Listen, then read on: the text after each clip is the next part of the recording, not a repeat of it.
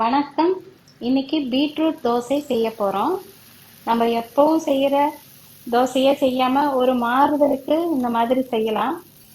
இது குழந்தைங்கெல்லாம் இதை ரொம்ப விரும்புவாங்க. இது ரொம்ப கலர்ஃபுல்லாக இருக்கும், பார்க்கவே ரொம்ப அழகாக இருக்கும்.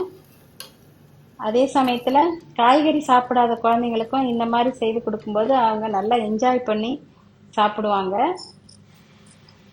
ஹெல்த்தியும் கூட.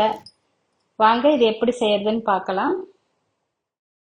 இந்த தோசை செய்யறதுக்கு ஒரு மீடியம் சைஸ் பீட்ரூட் எடுத்திருக்கேன். இதை தோல் சீவிட்டு கட் பண்ணிக்கலாம்.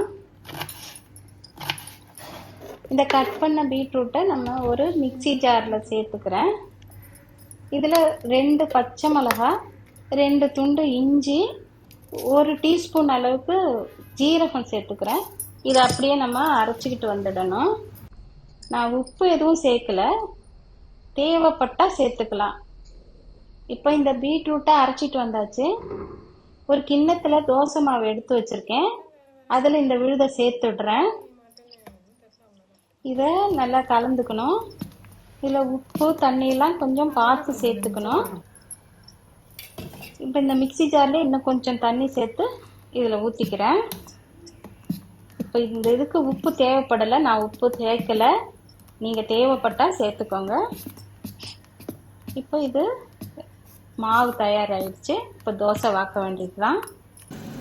இப்போ கல் சூடு ஏறினதும் எண்ணெயை தடவிட்டு தோசையாக வார்த்து எடுத்துக்கலாம். இந்த மாவு கல் தோசை மாதிரியும் போடலாம், இல்லை மெல்லுசாவும் போடலாம். நான் மெல்லுசா தான் போடுறேன். இது நல்லா கிறிஸ்பியாகவே வரும். கொஞ்சம் எண்ணெய் போட்டுக்கலாம், திட்டமாக போட்டால் போதும். நல்லா திருப்பி போட்டு வெந்ததும் எடுத்துட வேண்டியது தான்.